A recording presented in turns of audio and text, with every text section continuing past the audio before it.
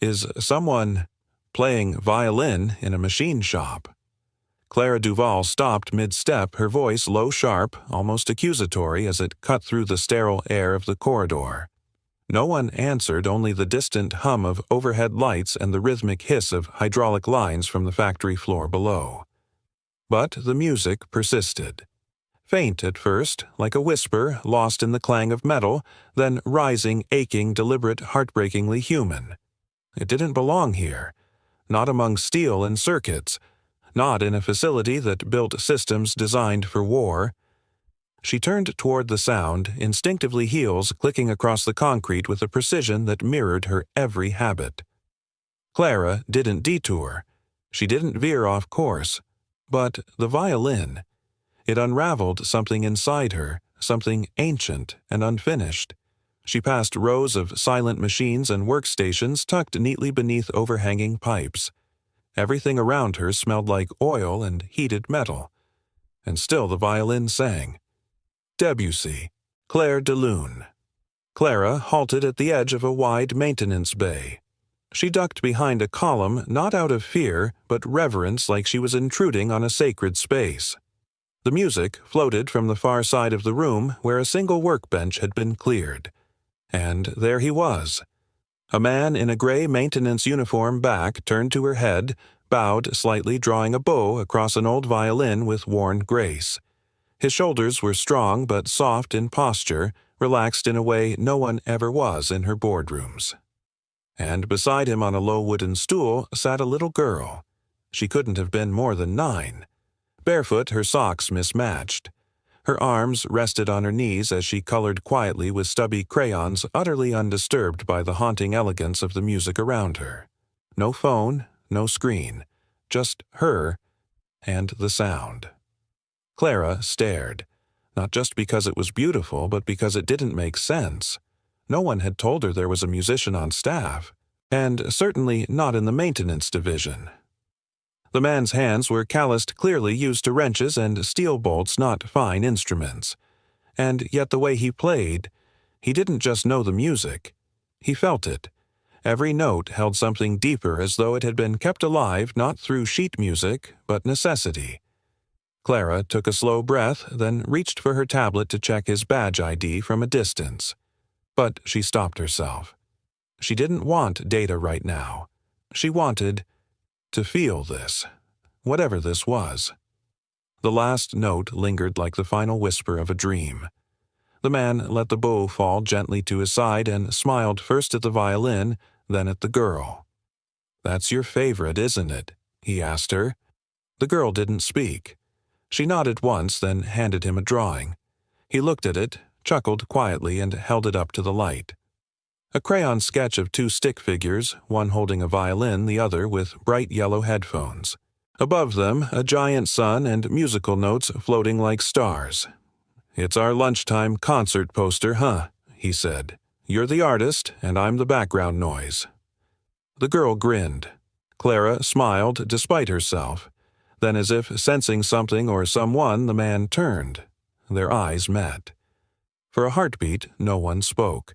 Clara saw him stiffen slightly, not out of fear but caution. His smile faded. The air shifted. Clara stepped forward, heels now echoing across the concrete like gavel strikes. "I wasn't aware music was part of the maintenance protocol," she said coolly, voice steady. He blinked once, then nodded respectfully. "It's not," I figured, she replied. "And yet, you're here." "I am." And Clara motioned to the girl who now sat very still, wide-eyed, but calm. "She's my daughter. I pick her up from school during my lunch break. Her classroom's 5 blocks away. I bring her here for an hour. Then she goes back. That's not standard company procedure." "No," he said, placing the violin back into its case. "It's not." There was no apology in his tone, only honesty. Clara tilted her head slightly. "You could be reported for this." He looked her dead in the eyes. "Then I'll take the report." It wasn't defiance. It was conviction. Quiet, unflinching. The kind that didn't shout to be heard but didn't shrink to please either. Clara stepped closer. "You know who I am?" she asked. "Yes, and you're still willing to play symphonies during lunch hour with your child in a restricted area." The man looked at his daughter, who was now watching him, as if her world depended on what he would say next. "I'd rather she hear beauty in the middle of steel than silence in the middle of safety," he replied, "even if it costs me." Clara didn't expect that answer. She didn't expect any of this. Not the music, not the man, and certainly not the memory that now clawed its way from the locked room in her mind. She turned sharply. "I'll pretend I didn't see anything. Just this once." He nodded. "Thank you." But she didn't leave. She stood still, the echo of his words repeating in her mind. Better beauty in steel than silence in safety. Something inside her shifted, but she wasn't ready to name it.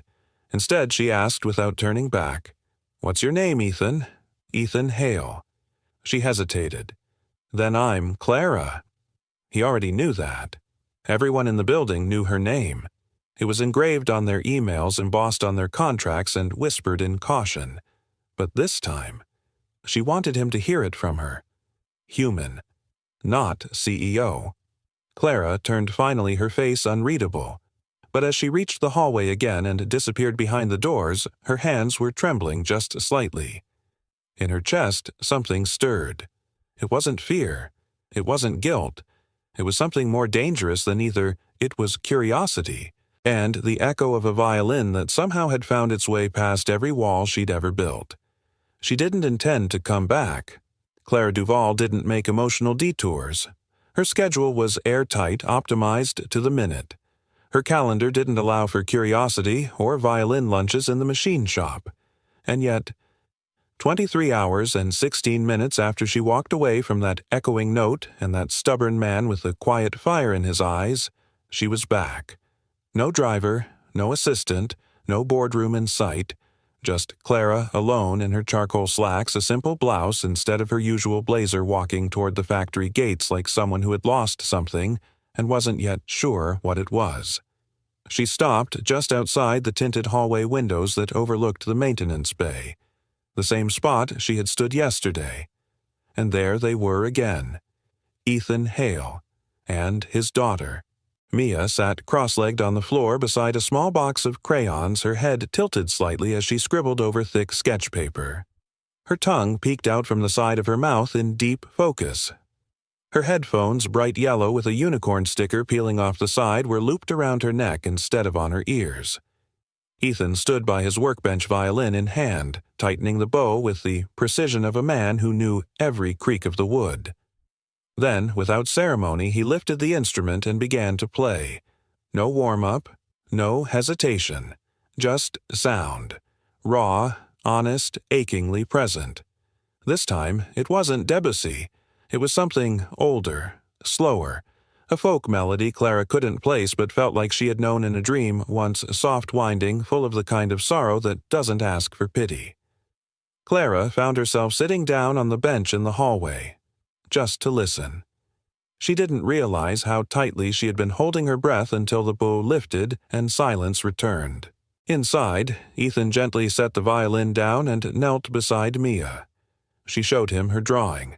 He nodded with approval, then said something Clara couldn't hear, something that made the little girl smile and tuck the paper into her backpack with exaggerated care. That smile hit Clara like a wave. A small, simple moment. But it stayed with her. She rose and, without fully knowing why, walked into the bay. Ethan looked up as the heavy door creaked open. His expression was neutral, but not unkind. Mia looked too, but didn't react. She simply returned to her drawing. "I didn't expect to see you again," Ethan said, straightening. Clara answered without thinking. "Neither did I." They stood there, unspeaking, the air full of invisible things. "I wasn't sure if you were going to file a complaint," he added. "I still might," Clara said. A pause. Then she smiled faintly. "I didn't come here as a CEO today." "Then what did you come as? I don't know yet," she admitted. That seemed to land. Ethan nodded once and motioned to the workbench stool beside his. "You can sit, if you want." Clara hesitated, then crossed the floor and sat legs crossed neatly at the ankle posture like she was still at a shareholder meeting, except her fingers were clenched a little too tightly in her lap. He didn't press. Instead, Ethan poured 2 cups of lukewarm coffee from a thermos and offered her one. Clara took it surprised. "I didn't bring you one yesterday," he said, matter of fact, "and I was raised not to let guests sit empty-handed." "I wasn't a guest yesterday," she said. "Maybe not," he replied, "but you're here now." It was a simple exchange, but it carried weight. "Your daughter Clara began. She's on the spectrum." He nodded. "Autism spectrum disorder, diagnosed at 4. She seems—" Clara trailed off, searching for the right word. "Complicated," Ethan offered with a quiet grin. "Most brilliant things are." Clara chuckled softly. "That's not what I was going to say. But yes, she's nonverbal most days, has sensory issues, loves music and art, hates crowds, loves thunderstorms, hates tags in her shirts, and absolutely refuses to eat green M&Ms. Clara laughed, a real laugh, short but honest. "She looks happy," she said. Ethan looked toward Mia and softened. "She is. Here. Only here." He turned back to Clara. "This place, it's the one place she doesn't have to apologize for being who she is. She knows every echo, every corner. It's safe for her. But this isn't a daycare," Clara pointed out. "No," he said. "It's sanctuary." That word hung between them like incense. Clara took a long breath. "I've signed 100 budgets in my life, read through thousands of reports, optimized operations in ways that made entire divisions cheer. But I've never seen anything like this. Like a father turning a machine bay into a symphony hall. Like a little girl smiling with crayons instead of medication. Like music still finding its place in the middle of metal and noise." Ethan watched her closely. "You don't strike me as someone who forgets the sound of things," he said. Clara's fingers stiffened on the coffee cup. "I had a brother," she said quietly. "Much younger, diagnosed at 3. My parents called it a condition. They didn't want to talk about it. Or about him, really." Ethan didn't interrupt. One day, he was just gone. And no one explained anything. Grief in my family came in forms of silence and avoidance. So I learned to be excellent. To be sharp. Loud enough in my success that no one would ask about the quiet. She looked down, then back at Mia. Until yesterday. Ethan set his cup down. "My daughter doesn't need the world to change for her," he said. "She just needs it to stop asking her to change for it." Clara closed her eyes. That sentence would stay with her. "Would it be all right?" she said softly. "If I came again," Ethan tilted his head. "To listen." She shook her head. "To learn." A long silence. Then he smiled, small but real. "Bring your own violin next time." "I don't know how to play," she said. He looked at her like it didn't matter at all. "Then you'll fit right in." The factory lights flickered above them, and somewhere deep inside Clara's chest something stirred that hadn't moved in years. Not in boardrooms, not in penthouses, not in champagne toasts. Here, in the hum of machines and the stillness of a father's devotion, here something began again. And it sounded like music. "I saved you a spot," Mia said. Her voice was soft, barely above a whisper, but clear. Clear enough that it silenced the hum of machines and made Ethan look up in surprise. Clara blinked. The girl had spoken. To her. Clara turned slowly toward Mia, who stood by the workbench with a folded blanket in her arms. She laid it on the cold metal surface with great care, smoothing the corners as if it were a fine linen tablecloth. "Table for 3, Mia added, her eyes fixed on the space between them. Ethan looked stunned, but only for a moment. Then he gave Clara a small nod, half permission, half disbelief. "She doesn't usually talk to people," he said under his breath. "Not this soon." Clara took a step forward. "Then I must be in excellent company." Mia didn't smile, but she handed Clara a plastic spoon and a paper napkin as if this were a proper restaurant. Clara accepted both like they were made of gold. Lunch was simple: 2 thermoses of soup, 3 mismatched cups, and slices of grilled cheese wrapped in foil. Mia sat cross-legged atop a milk crate. Clara and Ethan sat on inverted buckets. There was no table, no chairs, no menu, but there was something else in the air. Presence. Clara watched Mia carefully how the girl tapped the corner of her sandwich before every bite, how she lined her crayons in perfect color order beside her soup, how she didn't meet eyes but listened with her whole posture. "She's brilliant," Clara said quietly. "You know that." Ethan nodded. "She doesn't always show it the way people expect. But yeah, she is. Does she speak often?" "No. And not because she can't. It's more like she chooses her moments." Clara smiled gently. "Then I'm honored." Mia tilted her head at Clara, then picked up her crayon and started to draw on a fresh sheet of paper. No one asked what it was. They ate in comfortable silence until Clara glanced at Mia's sketch and froze. 3 stick figures again, one tall with short hair and a violin, one small with pigtails and crayons, and one woman in a white shirt and red shoes. All 3 were seated at a table. Above them, Mia had written carefully deliberately, "My Music Family." Clara stared at the words. They weren't just childlike. They were true. Ethan leaned over and gave the drawing a once-over. He didn't say anything, but something flickered in his eyes. A crack in the quiet armor he wore like second skin. "She thinks in metaphor," he said softly. "Music, color drawings. That's her language, and she's letting me speak it." "She's inviting you to the table," he replied. "Most people never get that." Clara folded her napkin, suddenly unsure of what to do with her hands. She'd closed million-dollar contracts without blinking, but this small gesture from a child carried a weight that unsettled her. "Do you ever get scared?" she asked. Ethan looked up. "Scared of what the—" "You're all she has. That one mistake, one wrong decision might cost her more than you can fix." Ethan didn't answer right away. Then he said, "Every single day."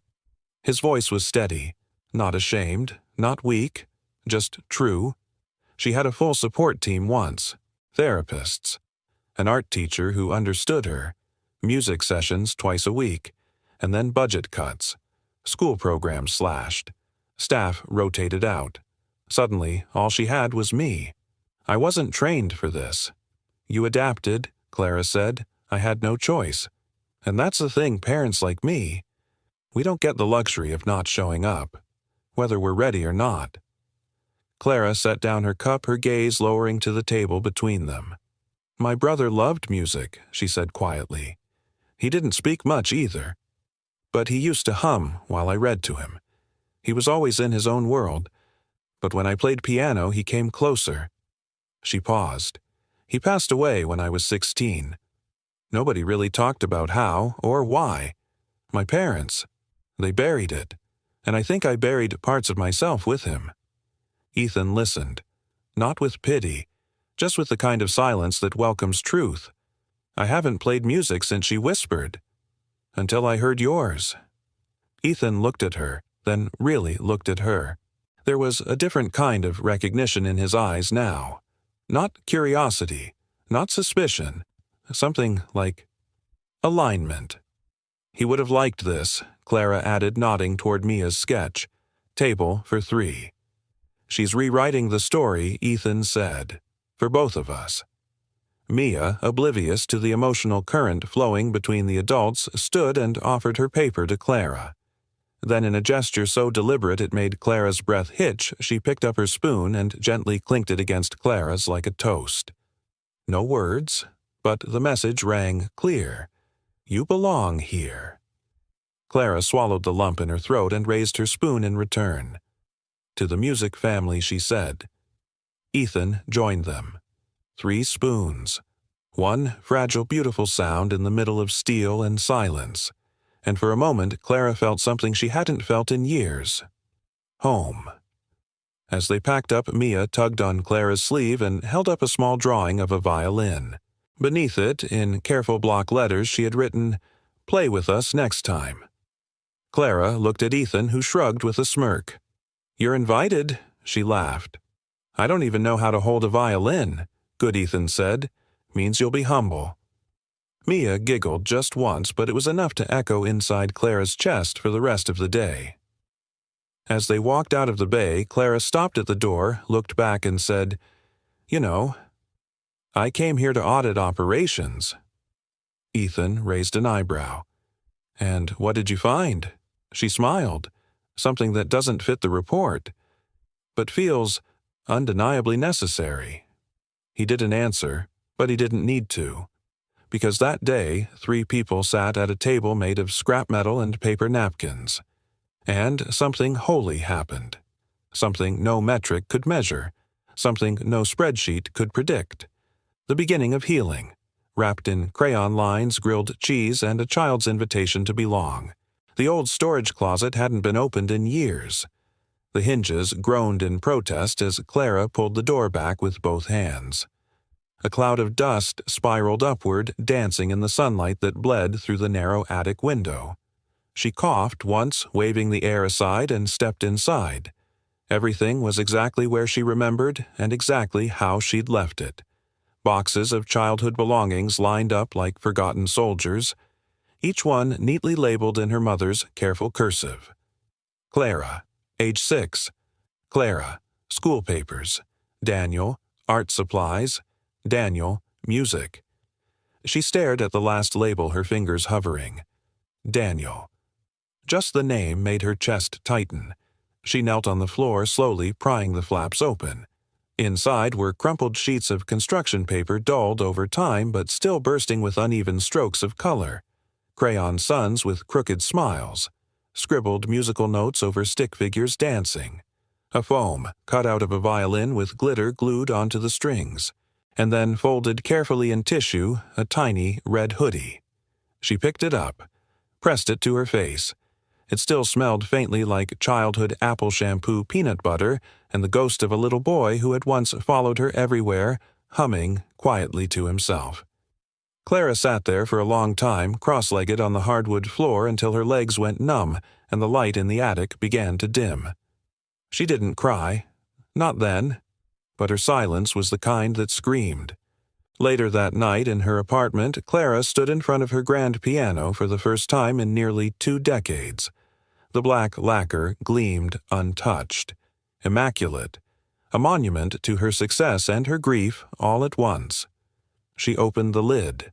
The keys stared back at her like questions she had no answers for. Her fingers trembled as she placed them down. She played a single chord, then another. It was clumsy, hesitant, like a forgotten language being remembered in fragments. She didn't try to impress. She just let it hurt. And somewhere between D minor and a broken A, she whispered into the empty room. "I'm sorry, Danny." The apology dissolved into silence, but it didn't vanish. It sank into the music. The next day, Clara arrived at the factory carrying something she hadn't touched in years, a violin case. Ethan raised an eyebrow when he saw it. "You came prepared," he said. Clara gave him a look. "Don't get excited. I still don't know what I'm doing." "That's the first step," Ethan replied. "Not knowing." Mia clapped once delighted and motioned toward a folded chair beside her. She had set up a tiny semicircle of stools around their makeshift stage. A plastic flower pot sat in the center with a sign, "Today's Special Harmony." Clara grinned. "Did she make this?" she asked. Ethan nodded. "Every morning she packs it in her backpack. Says if the music is good, the flowers grow better." Clara shook her head in awe. "She's magical." Ethan looked at Mia, who was now drawing a sunflower with a violin at the center. "She is. She really is." They began slowly. Clara followed Ethan's lead, mimicking finger placement, learning how to feel the string under tension. Mia offered no instruction, just presence. She listened, tilted her head, and occasionally tapped a rhythm on the floor. There was no critique, no correction, only invitation. At one point, Clara let out a frustrated sigh. This feels impossible. I'm used to mastering things, not fumbling through them like a toddler. Ethan set his bow down. Mastery is overrated. Fumbling means you're present. Clara turned to him. How did you learn my wife? He said softly. She taught me. Clara froze. You were married 6 years. Lost her to an aneurysm while she was putting Mia to bed. No warning, no time to say goodbye. The words landed heavy. Clara didn't respond. She just listened, like Ethan had done for her. She was the musician, he continued. I was the guy with tools and oil stains. But after she passed, Mia kept searching for the sound. She'd sit by the piano waiting, every day. So, I picked up her violin. I played the only song I remembered. Badly. But Mia stopped crying. Ethan looked away, then back again. I've been playing ever since. There was nothing to say that wouldn't sound small. So Clara offered what she could. Then you're not just a father, she said. You're a bridge. He gave a tired smile. Some days I feel like a rope about to snap. Clara's voice dropped. I know that feeling. They sat in silence for a beat too long. Then Mia broke the tension by placing a new drawing in Clara's lap. It was the same 3 figures from before, Ethan, Mia, Clara. But this time all 3 were holding violins. The word family was scrawled beneath them in large, colorful letters. Clara touched the paper like it was something sacred. This is the most expensive drawing I've ever earned, she joked. Ethan smiled. She only draws what she believes. Clara looked at him, then back at Mia, who had already moved on to doodling flowers and treble clefs. Does she remember your wife? Clara asked. Ethan nodded. She doesn't say her name, but sometimes she plays a note that sounds exactly like her mother's lullaby. I think it's still inside her. Clara swallowed the lump in her throat. You're raising her beautifully. Ethan looked down at his rough hands. I'm just trying not to break her. You're not, Clara said. If anything, she's healing you. He met her gaze then, and for a moment there was no noise, no humming machines, no distant alarms, just the quiet space where 2 people recognize a piece of themselves in someone else. Why are you really here? Clara Ethan asked. She didn't blink. I don't know, she said, but every time I hear your music, I stop running. He nodded slowly, and said the words that would echo in her long after the day was done. Then maybe this place isn't where things end. He reached out, tapped her violin case. Maybe it's where something begins. Clara sat in her office, motionless, the early morning light painting long shadows across the glass walls. Her screen glowed quietly in front of her, displaying an internal report she hadn't seen in 3 years. At least, not with these eyes. Quarterly Operational Cost Review. West Division Line Item 47, Supplemental Programs. Art Music Therapy terminated. Q2, Fiscal Year 3, authorized by C. Duvall. Her name, right there, in bold, signed, approved, efficient. 3 years ago, she'd seen the report as just another box to check. Another recommendation from the finance team. A series of red numbers and green solutions. She had skimmed the executive summary, trusted the projections, clicked approve, and moved on to the next meeting, the next deal. Now. Every line of that decision screamed, we believe this therapy group contributes little to defense-related outcomes. Consolidation will result in a projected 2.3% annual savings. Impact on employee morale negligible. She leaned back, her stomach hollow. Mia's drawing sat folded in her handbag. A table for 3. Music family. She'd cut the program that gave that child her voice. Clara closed her laptop with trembling fingers and stood. She didn't hesitate, didn't email for a meeting, didn't call ahead. She just got in her car and drove. Mrs. Kim lived in a small house just outside the industrial district, surrounded by wind chimes and flower pots that bloomed defiantly in rusted cans. Clara found her kneeling in the dirt-gloved hands deep in soil, humming softly as she coaxed life from a patch of stubborn violets. "You're taller than I thought you'd be," Mrs. Kim said without looking up, "and you drive too fast on a quiet street." Clara blinked. "You knew I was coming. I've worked with children who don't speak. I know how to listen." She stood and peeled off her gloves. "And I saw the report in your eyes before you stepped out of the car." Clara let out a shaky breath. "Then you already know why I'm here." "I know you're looking for a way to undo something," Mrs. Kim replied. "But some things can't be undone. Only understood." "I didn't mean to take anything from them," Clara said. "I didn't know." "You didn't ask," the older woman said gently. "There's a difference." That landed hard. Mrs. Kim motioned to the porch. "Sit." Clara obeyed, her hands clenched tightly in her lap. "Mia used to come to my music group every Tuesday," Mrs. Kim began. "When she first started, she screamed through the entire session, hands over her ears, rocking back and forth. No words, no eye contact." Clara nodded silent. "But one afternoon we played a single note on the cello open G. Just held it steady. And her body stilled. Her breathing changed. She looked straight at me. And for the first time, she hummed."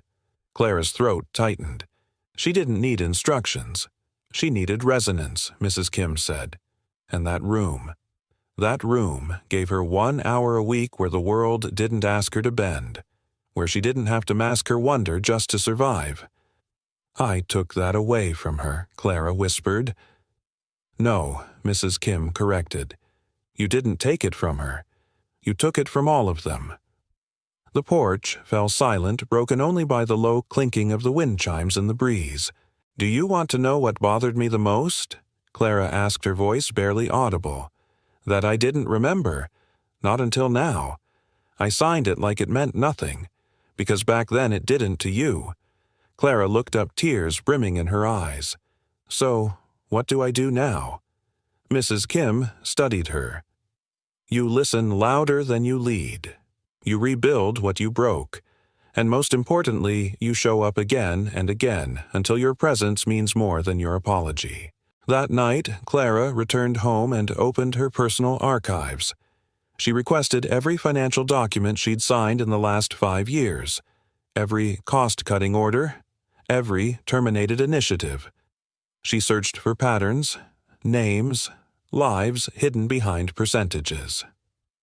The next morning, she walked into the factory earlier than usual. The machinery hadn't started yet. The bay was still soft with the light of a new day. Ethan was already there tightening the strings on his violin. Mia sat nearby drawing a treble clef made entirely of sunflowers.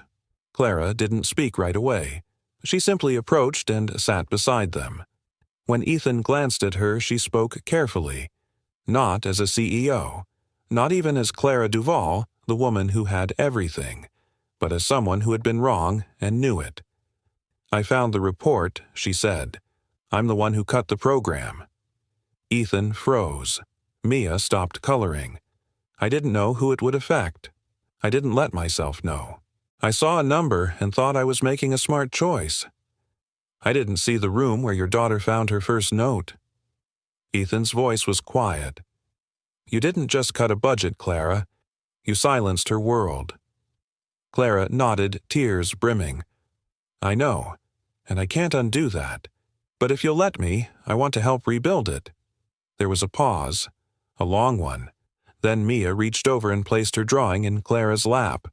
Another table, another trio, but this time they were holding hands, and the word beneath it read, "Try again." Ethan watched the exchange. He didn't smile, but he didn't walk away either, and that was enough. Clara held the drawing close to her chest and whispered, "I will." Then louder, "I will try again. And I won't stop trying." In the quiet that followed, Ethan lifted his violin and began to play. This time Clara listened like it was the only sound that mattered. Because in truth, it was. Absolutely. Here's the continuation. "I'm not here to impress you," Clara said, standing awkwardly in the break room clutching a violin case that clearly hadn't been opened in years. "I'm here because I need to feel something again. And I think music remembers what I forgot." Ethan didn't answer at first. He stood near the window, arms crossed, watching the midday sun streak through the dust-speckled glass. Mia was sitting on the floor a few feet away, focused on arranging colorful paper clips into shapes on a rubber mat. A treble clef was slowly taking form. He turned finally. "You want me to teach you to play?" Clara opened the case. The violin inside had scratches along the chin rest, the strings loose, the wood slightly warped but still intact. "It was my brother's," she said. "He passed when we were kids. He used to play while I sat by the door pretending I wasn't listening." Ethan's expression softened. He took a few steps forward, inspecting the instrument carefully. "Then we'll tune it," he said. "And you'll play. Not to sound perfect, but to listen back to the part of you that stopped speaking when he did." Clara looked up, startled. "You don't teach music like an engineer. Music taught me how to be a father, not an engineer."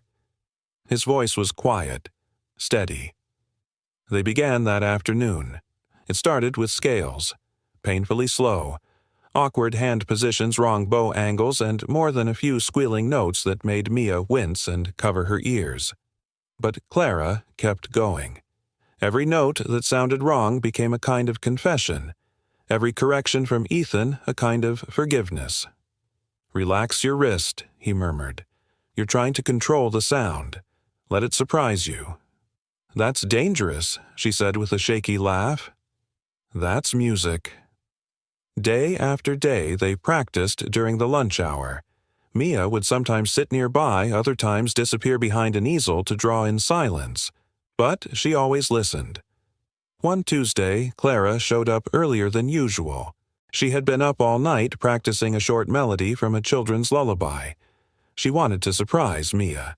She played it, halting, breathless, but with unmistakable heart. Mia looked up, stood, walked slowly toward her, and, without a word, picked up a tiny wooden violin Ethan had carved for her long ago. She lifted it to her chin and played the next line. Perfectly. Clara's eyes welled. Ethan blinked hard, caught between awe and disbelief. Clara whispered, "That wasn't planned." "No," Ethan said, his voice thick. "That was presence." The next day they played together, the three of them. Not a performance, a conversation. Clara's violin voice was unsure but reaching. Ethan's grounding and warm. Mia's clear as spring water. Mrs. Kim, who had been invited quietly by Ethan, sat in the back and wiped her cheeks with a floral handkerchief. "You've built a room without walls," she whispered to herself. And the child walked right in. That evening, Clara and Ethan stood near the service exit, steam curling from their coffee mugs in the chill air. "She played with us," Clara said, still shaken. "She hasn't done that in years," Ethan replied. "Not since her mom." Clara looked at him. "She remembers through music." Ethan nodded. "She trusts through it." Then after a pause, "And so do I." Clara turned to him. "Ethan, there's something I need to tell you." He looked at her carefully, but she stopped. Not yet, not when the music was finally speaking. Later she said, "When the time is right." He didn't push. He simply took another sip of his coffee and nodded like a man who had learned to wait for the melody to come to him. Before they parted, Clara turned and asked, "What am I learning?" Really, Ethan's answer was quiet but unforgettable. "I'm not teaching you how to play violin, Clara. I'm teaching you how to stay in the moment, without needing to run from it." That night, Clara played alone in her apartment. The bow shook less. The notes wavered, but they stayed. And for the first time since she was a girl, she fell asleep not to silence, but to the sound of her own heart finally quietly tuning itself back into something resembling music. Absolutely. Here's the next chapter. Clara stood alone in the boardroom. Sunlight poured in through the tall glass windows, pooling across the long oak table like a spotlight. But she didn't feel seen. She felt small, like she had wandered into a war room armed only with a violin case and a notebook filled with ideas that didn't have a column for profit. Across from her sat the executive board, 6 men, 1 woman, sharp suits, sharper eyes. At the head of the table, Brian Porter, Chief Financial Officer, face unreadable, but lips pressed in permanent disapproval. Clara took a breath. Effective, immediately she began, her voice steady. I propose reinstating the Harmony Initiative across all 6 manufacturing sites. Music therapy, sensory rooms, partnership with retired specialists and child development centers in each region. Dead silence. Then a short laugh from Brian. You want us to fund music classes, he said flatly. In a weapons facility. Clara didn't flinch. No, I want us to fund healing. Clara, the woman in legal, said gently. The board just approved a 9% cut across all non-engineering expenditures. You're talking about reversing that and adding cost. Clara nodded. Yes, because I went to one of our factories and I saw something that doesn't show up on your spreadsheets. I saw a 9-year-old girl, nonverbal, bright as sunlight, who used to speak through music. Until we took it away. You can't run a business on emotion, Brian said, his voice tightening. No, Clara said, but you also can't run a business without a soul. Another silence, the kind that doesn't fall. It drops. Brian leaned forward. You're paid to increase shareholder value. That is your legal responsibility. You're not a counselor, Clara. You're a CEO. Clara stepped closer. And what if value isn't just a number, she asked. What if it's the kind of legacy we leave behind in these towns, in these kids? He shook his head, then flicked a hand toward the others. Unless the board moves to vote, otherwise this discussion is closed. Clara didn't back down. Instead, she opened the small folder in her hand and spread out printed photos across the table. Ethan and Mia playing violin among broken gear wheels. Mia's drawing of Table for 3. A quote from Mrs. Kim, handwritten in the corner. When a child finds music, she finds herself. And then one last page, a full proposal marked Harmony Initiative in bold type. This isn't sentiment, Clara said quietly. It's design. For community retention. For worker wellness. For lowering turnover and building trust between the company and the people who make our machines function. Brian didn't look up, but someone else did. Michael Tran from operations cleared his throat. She has a point. Absentee rates in the West Ridge facility dropped 18% the year they had that therapy room open. That's hard data. Brian shot him a look. We're not running an after-school program. No, Clara replied, but maybe we should start acting like the people building our future deserve to feel safe, supported, and human. There it was, the line that hung in the air. Brian's voice hardened.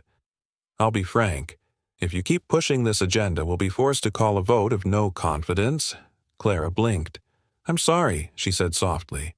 I forgot how small your world really is. The room froze. You can measure quarterly profits in your neat little charts, Brian. But out there, out in the real world, a father plays a violin in a cold factory corner because it's the only way his daughter doesn't disappear into silence. Her voice cracked, but she didn't step back. I was that girl once, Clara whispered, only no one played for me. So now I play for her, for all of them. The room stayed quiet for a long beat. I won't apologize for trying to make this place worthy of the people who show up every day to hold it together, she added. If that costs me my title, then so be it. Brian looked away, and Clara walked out not defeated, but decided.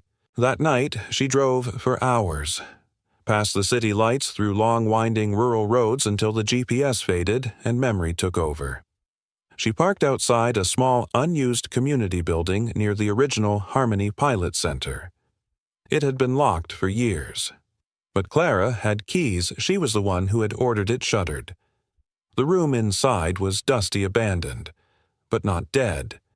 In one corner, a faded mural of children holding hands around a globe still clung to the wall. Clara turned on her flashlight. There in the storage closet lay the old sheet music cabinet half open, a few pieces fluttering from the breeze of her entrance. She sat on the bench, pulled the old violin from its case, and began to play. Her fingers slipped. The notes cracked. But she played. Not for the board, not for approval. For Mia. For Ethan. For the girl she had been the one who had stood outside her brother's door listening but never brave enough to knock. Later that week, back in her office, Clara drafted the first press release for the Harmony Initiative. She wasn't waiting for permission anymore. She sent the pitch to a few journalists she trusted, human interest writers, mental health advocates, one local parenting blogger with a massive following and a soft spot for neurodiverse children. And when the interview requests began trickling in, she didn't hesitate. She looked into the camera and said, "I made a mistake. Years ago, I signed a line that stole music from a child. Now, I intend to give it back, not as a donation, as a promise." Her voice, raw but unwavering, echoed across living rooms, lunchrooms, and laptops across the country. And in one small living room on the edge of town, a little girl who hadn't spoken in days watched the screen and smiled. "Daddy, look!" Mia's voice was barely above a whisper, but it broke through the hum of the washing machine like a violin string snapping. Ethan looked up from the laundry basket. Mia stood in the hallway clutching a crinkled manila folder to her chest. Her cheeks were flushed not with fear, but pride. "I found it," she said softly, handing it over. "It's mine." Ethan dried his hands on a towel, puzzled. "Where did you get this?" She pointed to the bottom of her backpack. It was under the violin case. He opened the folder slowly, careful not to bend the edges. Inside were colored drawings or drawings from 2, maybe 3 years ago. Swirls of purple and gold erratic lines slowly taking shape. On the final page, a single word in blocky, trembling letters: music. But behind the artwork, something else. A stapled report, company letterhead, internal memo, budget red lines, and a signature: C. Duvall. His breath caught. He read the lines once, then again. The document wasn't vague. It was clear. 3 years ago, a new executive order slashed all non-essential programs across regional plants, including the music therapy pilot, the one that had brought Mia out of silence. His hands clenched. The folder crinkled. Clara was at the center, guiding a team through the setup of Harmony's first pilot room: fresh painted walls, donated string instruments, a box of weighted blankets. Her hair was pulled into a loose ponytail, sleeves rolled to the elbow. She looked free. Ethan entered without knocking. "Can we talk?" His voice was low, but it echoed too loudly in the quiet room. She looked up. Her smile faltered. "Of course." They stepped into a side hallway lined with unlit classroom doors. The silence there wasn't peaceful. It pressed. He held up the folder. "Do you recognize this?" She froze. He flipped it open and pointed to the signature. "You signed it," he said. 3 years ago. You were the one who shut it all down." "Ethan," her voice was quiet, but he cut her off. "My daughter."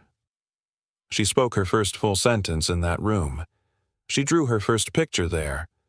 And one day, it was gone. No warning, no explanation, just silence again. You cut her voice.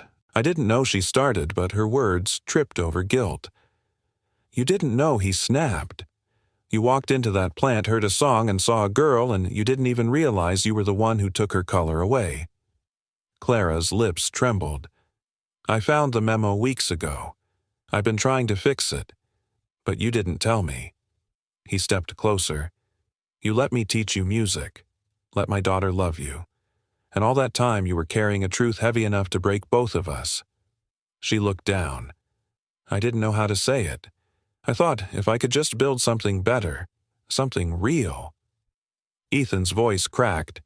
You don't erase betrayal with violin lessons, Clara. Her eyes filled, but she didn't cry. I was a different person then, she said softly. A woman, trained to trim the fat, hit the numbers, stay cold. I didn't even read the detail, I just signed. Because that's what leaders do, write push paper. Follow logic. And God forgive me, I thought that was enough. He shook his head slowly. I opened up my life to you. I let Mia open hers. And all along, you were the reason she went quiet in the first place. There was nothing left to say. She didn't chase him when he walked away. She didn't try. That night, Clara sat alone in the old therapy room. No lights, no music, just shadows on the wall and the dull hum of a building trying to heal. She held her violin in her lap like it was something fragile. A confession. She lifted the bow, drew it across the strings. The first note broke, the second trembled, the third found its place. She kept playing. Not perfectly, not even well, but honestly. And somewhere between the wrong notes and the pain of silence, something inside her cracked open not like glass shattering, but like earth splitting before a tree grows through. Mia hadn't spoken all evening. Not a word, not even a hum. Ethan watched her from the doorway as she curled into her blanket, the same one Mrs. Kim had gifted years ago. He sat beside her, pulled the drawings from the folder, and laid them out one by one. I didn't mean to make you feel confused, he said softly. Grown-ups. Sometimes we forget how much truth matters. She didn't look up. But you were right, kiddo. Music is how we talk when words don't work. He reached for the last page. The one she drew just yesterday. 3 people sitting on a bench, one with a violin, one with a wrench, and one with a sketch pad full of stars. At sunrise, Clara typed her resignation letter. Short, direct. No apologies, but full of meaning. I no longer wish to lead a company that confuses silence for success. My future belongs to the voices I once ignored. The Harmony Initiative will live on, with or without me. She signed it, put down the pen, and for the first time in years felt lighter. Outside, in the quiet morning fog, the sky slowly opened like a curtain, and from the edge of the parking lot, Clara spotted a small figure, golden curls bouncing with each step. Mia, walking toward her sketchpad in hand. Behind her, Ethan followed, hesitant, unsure. Mia walked right up to Clara, looked her in the eyes, and opened the pad. A single drawing. Just 3 words. You came back. Clara knelt, a voice cracking. I never meant to leave. Mia held out her hand, small and warm. Clara took it, and Ethan, standing a few feet away, finally let out the breath he hadn't realized he'd been holding. Forgiveness wasn't always loud. Sometimes it was just a girl holding your hand after all the music had stopped, and saying in her own way, let's play again. The silence came back like an old storm. Not loud, not violent, just present. Like a fog that never lifted. Ethan watched Mia from the kitchen doorway. She sat on the floor in her pajamas, knees drawn to her chest, staring blankly at the wall. The sketchpad lay untouched beside her. No colors, no sound, no sparkle in her eyes. It had been 2 days. 2 days since Clara told the truth. 2 days since Ethan walked out. 2 days since Mia spoke, smiled, or even picked up her crayon. He crouched beside her gently. Hey, Bug, want some pancakes? No response. He brushed a strand of hair from her face. I added blueberries this time. Your favorite. Still nothing. Just silence. Thick and still. He stood slowly and left the plate on the table. He didn't expect her to touch it. She didn't. At the old therapy wing, Clara stood alone in what used to be the music room.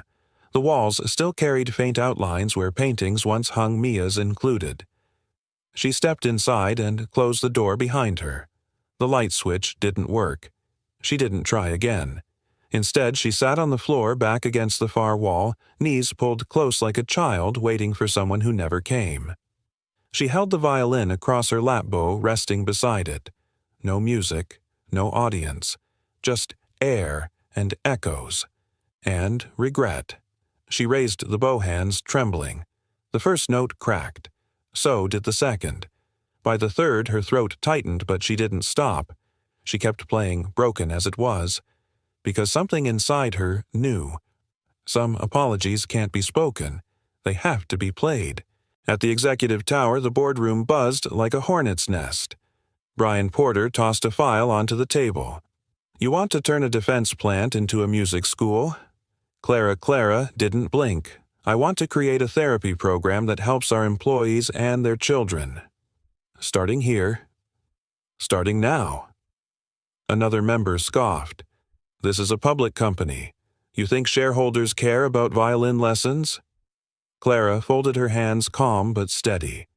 "They will when they see what healing looks like." Brian leaned forward. "We're already weeks behind on contracts. Profits dipped 2% last quarter. You want to add a PR nightmare to that." She met his gaze evenly. "No," she said. "I want to add purpose." A murmur ran around the room. Someone muttered, "She's lost it." Clara stood. "My resignation letter is on your desk. Effective end of quarter. But before I go, I'll finish what I started. The Harmony Initiative will launch. Fully funded, fully operational. Fully open to every child who's ever been told their silence didn't matter." She paused, voice steady but soft. "I know what it's like to be that child." The room quieted. She turned, walked out, and didn't look back. Later that night, Ethan sat on the porch steps, elbows on his knees, eyes fixed on the darkened yard. The stars above blinked faintly quiet witnesses to the ache he couldn't name. Mrs. Kim's old minivan pulled up without warning. He stood as she stepped out, a long scarf wrapped around her shoulders like armor. "I heard," she said gently. He nodded. "She told the truth," Mrs. Kim continued. "Didn't run, didn't hide. That counts for something, Ethan. She hurt Mia. She's trying to fix it." Ethan's hands curled into fists. "She broke her." "No, son. Mia's not broken. She's retreating. That's different. You of all people know the difference." He sighed, eyes softening. "She hasn't spoken since." "Then let her listen." Mrs. Kim reached into her bag and handed him a USB stick. "It's a recording. Clara playing in the therapy room." Ethan hesitated. "She didn't know I was there," Mrs. Kim added. "It wasn't perfect, but it was real." At home, Ethan plugged the stick into Mia's music player. He didn't say anything, just pressed play. The sound that came out was rough, uneven, but aching with intent. The melody staggered at first, but found footing as it moved, like someone learning to walk again after forgetting how. Mia didn't move, but her fingers twitched. A breath later, her head tilted slightly, eyes flickering toward the sound. She didn't speak, but she heard it. That was something. The next morning, Clara stood in front of the press. Behind her, the Harmony Initiative banner fluttered in the soft wind. "I once believed silence was strength," she began. "That efficiency mattered more than empathy. That signing my name on a line couldn't break a child." She paused. "But I was wrong. And this," she gestured behind her, "is my apology." Cameras flashed. She continued. "For every child who finds their voice through rhythm, for every parent who needs more than a diagnosis and a pamphlet, this program exists for you. Not as charity, but as restoration." She looked directly at the lens. "And if anyone asks what a weapons manufacturer is doing funding music therapy, you tell them it's because some wars aren't fought overseas. Some are fought in living rooms, in classrooms, in little hearts that don't know how to scream." Back at home, Ethan sat beside Mia as the broadcast played on the small living room TV. Mia watched, didn't blink.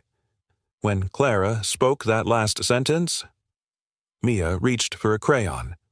Not to draw, just to hold. Her fingers wrapped around the red one, her favorite. And for the first time in days, her eyes shimmered. She didn't say anything. She didn't need to. Ethan whispered half to her, half to himself. "She's trying to bring the music back." Mia nodded, almost imperceptibly, but he saw it. Hope, quiet, trembling, but alive, had returned. That night, Clara returned to the therapy room again. She sat alone. Then from the hallway the creak of small footsteps. The door opened, and Mia walked in, sketchpad in hand. She didn't say anything. Clara didn't either. Mia crossed the room, sat beside her, and handed her the pad. A new drawing. 3 figures, all holding violins. Underneath, Mia had written just 2 words. Still playing. Clara didn't speak. She just nodded. And for the first time she believed it. Music didn't have to be perfect to be healing. It just had to be honest. They said it wouldn't work. That no one would care. That music couldn't compete with missiles. But then, the video surfaced. It started as a grainy clip Clara Duvall, former CEO of Halcyon Defense, playing a trembling violin solo inside a half-lit room surrounded by walls still scarred by neglect. Her bow moved with effort, her notes sometimes missed, but something in the way she kept playing caught fire. Someone posted it online with the caption, "When silence breaks, healing begins." Within hours, it went viral. Within days, it was national. And by the end of the week, Clara Duvall, once infamous for cutting funding to children's therapy, was being called the CEO who played for redemption. Outside the gates of Halcyon's Northern California facility, cameras lined up like soldiers. Clara stepped to the podium, not in her usual power suit, but in a simple navy coat, her hair tied back, her violin case slung gently over her shoulder. Behind her, a banner fluttered, the Harmony Initiative, where music meets mending. She scanned the crowd, reporters, employees, families before she spoke. "I didn't come here today to be forgiven." She began, voice clear but soft. "I came because silence is no longer an option." A hush fell. "I once believed the only numbers that mattered were in a ledger. I believed that strength came from strategy. But that was before a little girl drew me into her world without saying a word. Before a father taught me that playing a single note for one child is more powerful than commanding silence from 1,000 adults." She opened her violin case, pulled out the old worn instrument, then looked back at the crowd. "There's no policy that fixes the past, but there is music, and presence, and courage, and sometimes that's enough to begin again." She raised the bow and played. No accompaniment, no sheet music, just one soul playing toward something better. Back inside the facility, the old therapy room was no longer empty. Painters had brightened the walls with soft colors, sky blues, gentle yellows. Sound-absorbing panels lined the ceiling. Low shelves held drums, guitars, and art supplies. At the center of it all sat a hand-carved wooden sign, the violin room. It wasn't just for Mia anymore. It was for every child who'd ever needed a space to feel heard. Ethan stood by the door watching Mia explore. She wasn't holding his hand. She didn't need to. She walked on her own, gently trailing her fingers along the new violins lined on the wall. At the far end, Clara stood waiting, violin in hand, eyes steady but kind. No security, no photographers, just her. When Mia reached her, she looked up. Clara knelt eye level. "Hi, Mia," she said softly. "Would you like to play with me again?" Mia tilted her head, didn't speak, but she lifted her own violin, smaller, lavender-painted, worn with love, and nodded. Ethan stepped forward then, voice quiet. She brought it from home. Clara's eyes shimmered. They sat in a circle, Clara, Ethan, and Mia, and began to play. It wasn't perfect, but it didn't need to be, because it was together. Later, as the sun dipped low beyond the industrial rooftops, Ethan walked Clara to her car. "I read your resignation letter," he said. She smiled faintly. "Bit dramatic." He shrugged. "No more than playing violin in front of a boardroom full of weapons execs." She chuckled. Then more seriously, "You know they only approved the program because of public pressure, right?" "I know," he said. "But you didn't do it for approval. You did it for her." He paused. "For all of them." Clara nodded, fingers tightening around her violin case. Ethan stopped walking. "I was wrong about you," he said, turning to her. You're not just trying to make things right. You're choosing to stay in the room when it's uncomfortable." He smiled, slow and sincere. "And that's rarer than genius." Clara didn't answer right away. Then softly, "I never wanted to be forgiven quickly. I wanted to deserve it, slowly." Ethan looked at her a long moment, then offered his hand. "I don't forgive you because you fixed it," he said. "I forgive you because you didn't run." Their handshake lingered. More than a deal. A beginning. That night, the town held its first community open house at the Violin Room. Children from the neighborhood trickled in, some nervous, some excited. Parents followed, some still skeptical, some openly emotional. Mrs. Kim sat by the corner tuning instruments with her usual no-nonsense grace. Come in," she told a shy young boy. "We don't care if you know how to play. We care that you showed up." Clara stood near the entrance holding a clipboard now as volunteer coordinator, not as CEO. A young mother approached her nervously. "You're really staying?" Even without the title, Clara smiled, especially without it. The mother looked past her to the music room. "My daughter hasn't spoken in months, but she's here because she saw your video." Clara's voice almost caught. "Then we're already winning." Outside, Ethan watched through the window Mia curled beside her sketchpad coloring softly as music played in the background. He exhaled. The kind of breath you only release when you're no longer holding the world up alone. Mrs. Kim walked over, nudging him with her elbow. "You know, she said I've been teaching music for 32 years. I've seen talent, technique, brilliance." Ethan glanced at her. But the rarest thing is someone who plays not to be heard, but to help someone else speak." She nodded toward Clara inside. "She's learning." Ethan followed her gaze. Clara was kneeling beside a boy struggling to hold a bow. Her voice was low, but her presence said everything. "She is Ethan said. So am I." And in that small town inside that small room surrounded by once broken strings and half-healed hearts, something impossible had begun to bloom, not redemption, not fame, not even music, but belonging. And it sounded like 3 violins finding harmony in a world that finally listened. The doors were open again. Soft music floated through the violin room like sunlight through lace curtains. The colors on the walls were warmer now, no longer institutional beige but soft pastels painted by volunteers touched by children's hands. In the far corner, Mia sat cross-legged on a round mat sketchbook, open violin resting gently across her lap. Her crayon moved slowly, deliberately, the way a child draws when she's not just coloring but saying something. Next to her drawing there were 3 stick figures again. One held a violin. One held her hand. The third wore a navy blue coat and smiled. Clara stood just outside the doorway, frozen. She hadn't been here since the day she walked away from the title of CEO. She hadn't expected to be back. Not as a guest, not even as a volunteer. She certainly hadn't expected Ethan to be the one who asked her. But last night the text came through. "We're here tomorrow, 3 p.m. You should come. Mia's asking about you." Nothing else. Just that. It was enough. She stepped inside. Ethan looked up from where he was tightening a loose peg on a beginner's violin. He didn't say anything at first. He just looked at her as if seeing her not for the first time, but for the first time clearly. Then, simply, "You came." Clara nodded. "You asked." He set the violin aside. That was Mia's doing. She kept pointing at her old drawing. Said the music was missing someone. Clara smiled faintly. "I'm still not sure I belong here."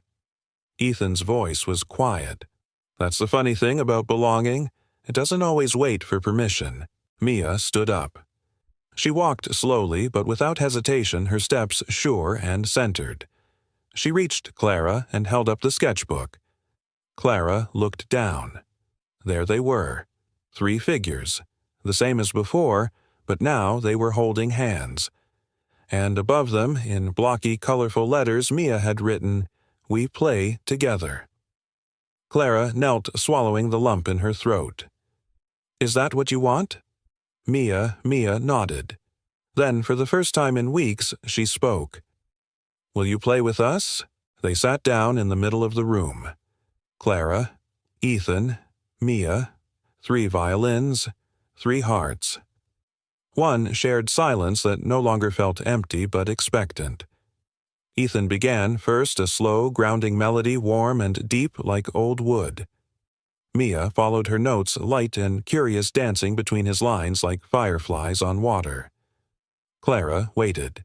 Then she joined the first note uncertain, but the second stronger. And the third in harmony. It wasn't performance. It was presence. It was forgiveness not declared, but felt. And somewhere in the middle of the music, Clara realized this was the answer she'd been chasing for years. Not control, not redemption, not even approval, just connection. Afterward, they sat in the quiet that only comes after something real has been shared. Clara glanced at Mia, then at Ethan. "She's incredible." "She is," Ethan agreed, but not because she speaks now, or draws better, or plays music. He looked directly at Clara. "She's incredible because she kept her heart open, even when we adults kept closing doors." Clara lowered her gaze.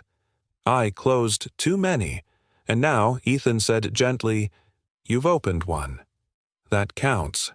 She looked at him. "Even if I caused the silence," Ethan exhaled. "I don't forgive you because you fixed everything. I forgive you because you stayed." That line landed, right in her chest. Not dramatic, just true. They shared a small meal in the back room, simple sandwiches, lemonade fruit cups, paper plates, folding chairs. But Mia had insisted they sit at the round table near the window. The same one as before, the one from that first awkward lunch. Only this time, it wasn't awkward. Clara folded her napkin carefully. "You know, I used to think sitting still was wasted time." Ethan chuckled. "You never would have guessed." She smiled. "Turns out I was wrong.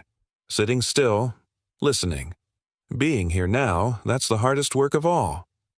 Ethan nodded, his voice soft. "The best work, too." They watched Mia twirl gently in place, holding her violin like a dancer holds a candle. "I thought I needed to be perfect to be useful," Clara said. "But maybe it's okay to just be present." Ethan leaned back in his chair. "That's what Mia's been teaching me for years, and I'm still learning." He paused, then added with a small smile, "She's a tough teacher." As they finished lunch, Mia walked over, handed them both a fresh drawing.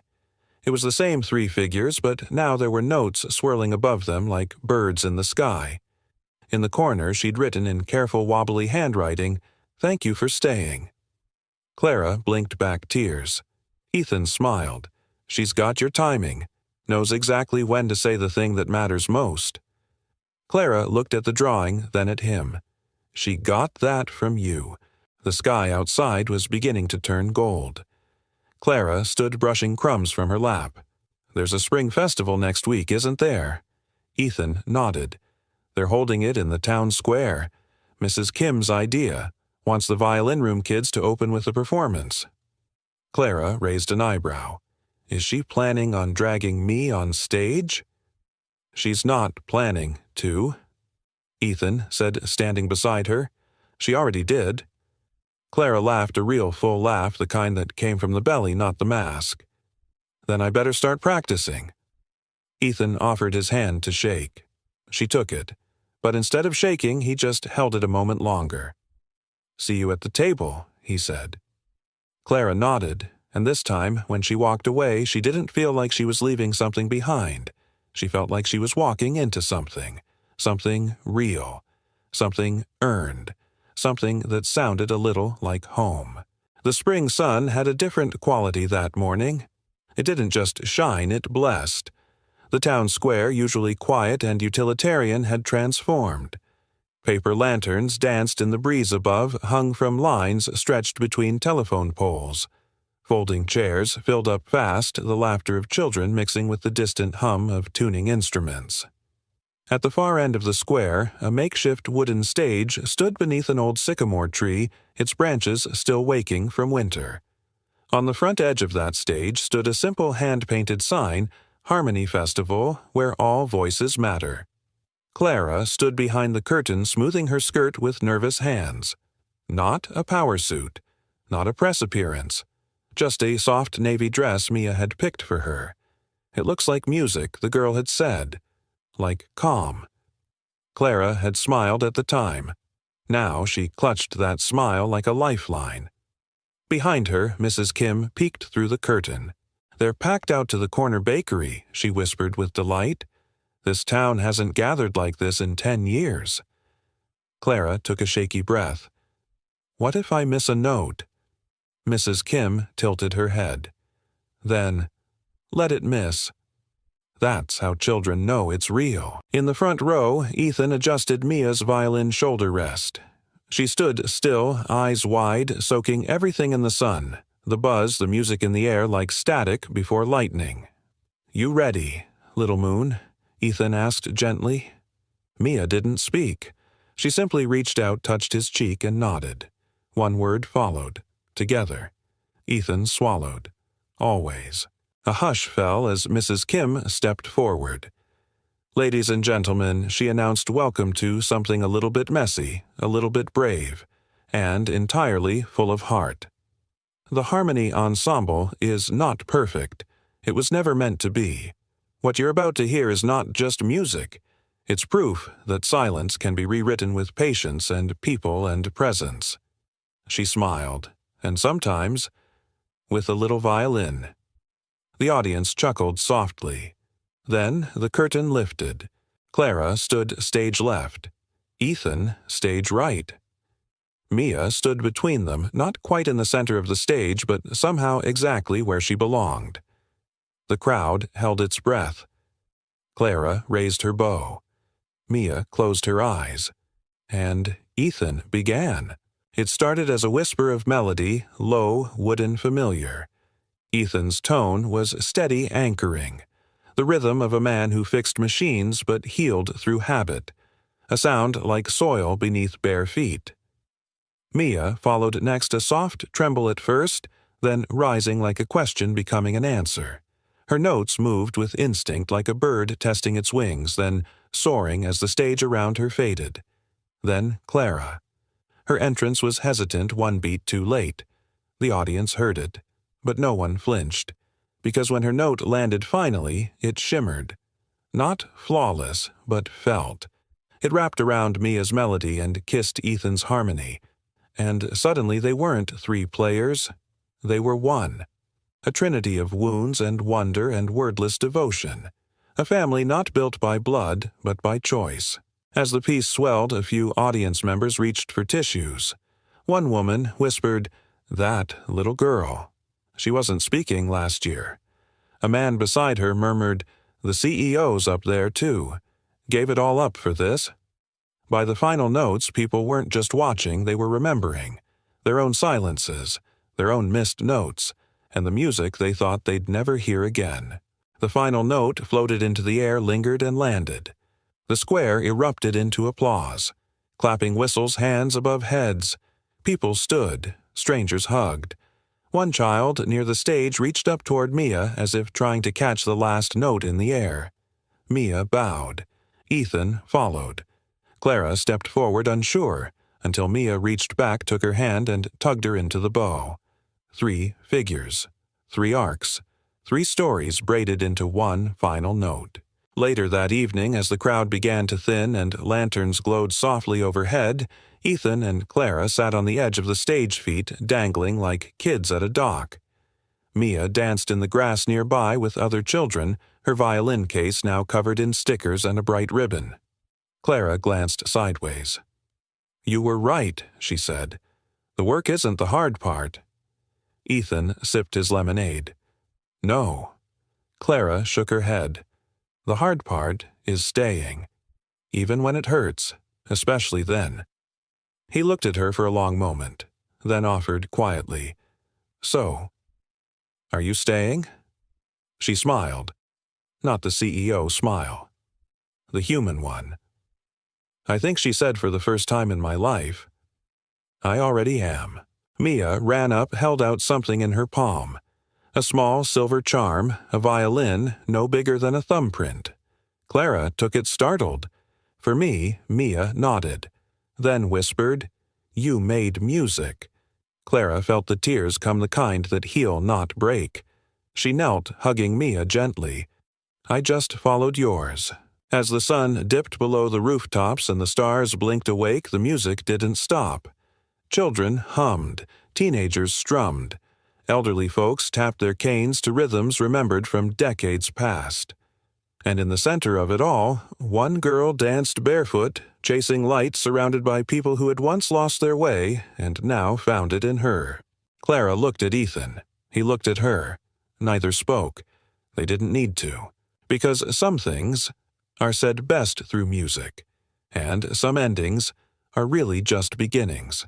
Not perfection, not applause, just three people brave enough to show up and play the next note together. Now let me ask you something. Where are you watching from? Are you joining us from a small town like Ethan's, a big city boardroom like Clara once ruled? Or maybe from somewhere in between where you're learning to find your own voice too? Drop your location in the comments. We read every single one. Let us know what part of the story touched your heart the most. Did you have a favorite line that stayed with you like a melody? And if you haven't already, hit that subscribe button so you never miss a story that just might change your day or your heart. Because here we don't just tell stories. We remind each other that love music and second chances are always worth listening for. Thank you for watching. We'll see you in the next one.